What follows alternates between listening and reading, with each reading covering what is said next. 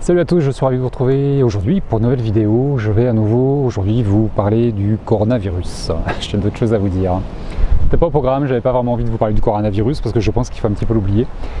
Et là-haut, on m'a demandé de vous en parler un peu plus. J'ai fait un rêve cette nuit. J'ai tout oublié, par contre les informations sont rentrées. Et du coup, depuis ce matin, je cheminais et voilà, il y a plusieurs informations qui sont arrivées. Notamment la première, c'est de rester chez vous. Beaucoup de personnes sont toujours en train de sortir pour faire les courses, pour aller se promener. C'est ok. Il y a des gens qui sont obligés de travailler, c'est ok. Maintenant, je pense que certains d'entre vous n'avaient pas compris ce que c'était que le confinement et la responsabilité que nous avons de rester confinés. Moi, le premier, j'ai la chance de voir un extérieur et de pouvoir m'aérer la tête. C'est extrêmement compliqué de rester confiné. Pas plus tard qu'hier, j'avais envie de partir, d'aller me balader, d'aller faire un tour. Et je me suis raisonné, je dis non, je n'ai pas le droit. Pour mon bien-être, pour celui de mes proches et pour le vôtre, on doit rester confiné. Beaucoup de personnes n'ont pas pris conscience de ce que c'était que ce confinement et de cette responsabilité qui nous incombe à tous de rester confinés. Le confinement est une protection, c'est pas une punition. Voilà, je ne sais pas si vous avez entendu, les gens qui se promènent en vélo alors que c'est interdit. Chacun fait ce qu'il veut. Ceci étant, c'est pas un discours moralisateur, mais c'est vraiment de mettre le doigt sur quelque chose. Ce que nous vivons aujourd'hui dans ce virus, ce coronavirus, changement de comportement qui est planétaire, ce qu'on m'a expliqué, c'est certains d'entre vous qui me connaissaient, qui me suivaient, j'ai fait une vidéo sur la nuit noire de l'âme. Beaucoup d'entre vous avaient traversé ce processus que beaucoup d'êtres éveillés ont vécu, pas que, mais en tout cas ont pris conscience de ce que c'était que la nuit noire de l'âme, qui est un processus de transformation qui va permettre de faire ressortir tout le côté négatif qu'il y a en soi, d'exulter les choses et de créer un espace vide, un espace de liberté qu'on appellera une vacuité pour être rempli de quelque chose de différent. Ce petit corona, il est là pour ça. C'est une nuit noire planétaire et collective pour moi. C'est ce qu'on m'a expliqué. C'est un grand chamboulement intérieur. Il y a plein de choses qui vont être mises en question, beaucoup de départs qui vont avoir lieu. C'est un peu comme un tri sélectif, malheureusement les personnes qui partent, c'est parce qu'elles devaient partir. Et au-delà de ça, cette nuit noire de l'âme planétaire et collective va permettre d'exulter, de faire ressortir le côté négatif de l'être humain. C'est pour ça qu'il y a un tri qui est en train de se faire. Je ne dis pas que les personnes qui partent sont négatives, c'est pas du tout mon discours, attention.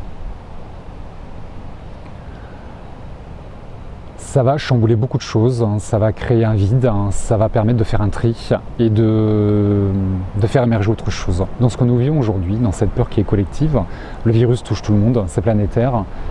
Il y a les comportements que nous avons tous, qui sont tous différents, sont présents en nous. C'est le but de la nuit noire de l'âme, de faire ressortir ce qui est présent en soi depuis un moment et qu'il faut venir nettoyer, il faut venir gratouiller. Tous ceux qui sont dans la peur, dans la panique, dans les angoisses, ce sont des choses qui sont en vous et que ce virus va faire travailler, va faire ressortir. Tous ceux qui rentrent dans la solidarité, dans l'engagement, dans le dévouement, ce sont aussi des choses qui sont présentes en vous et qui font ressortir, qui ressortent à ce moment-là. Le virus, il est pour ça.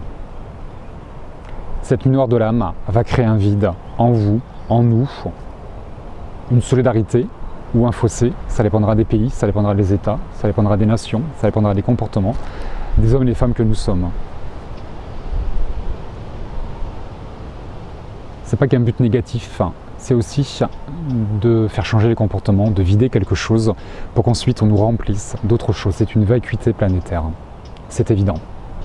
Autre chose dont on m'a informé aussi, la Terre quitte la 3e dimension pour accéder à la 5e dimension, qui est une dimension d'amour inconditionnel et une dimension où tout est géré par le cœur. C'est notre destination, la 5e dimension.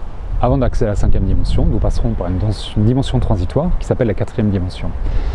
Dans cette 4e dimension, c'est le cœur, ce sont les émotions qui vont nous permettre d'agir.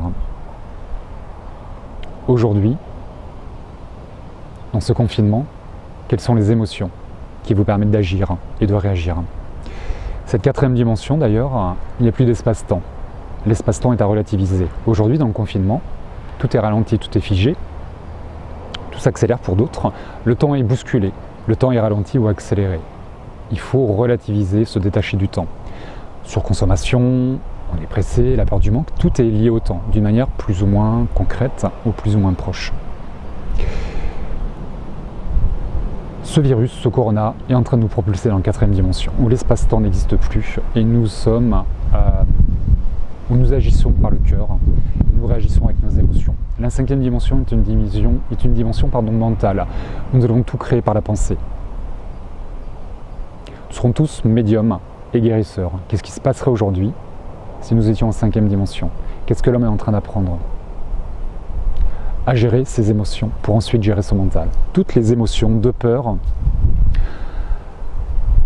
de tristesse, de colère, d'amour vont nous permettre de penser quelque chose. Et ensuite, cette pensée va se manifester par une parole ou par un acte. Dans la 5e dimension, ces pensées se manifesteront dans la matière, dans une matière qui sera différente.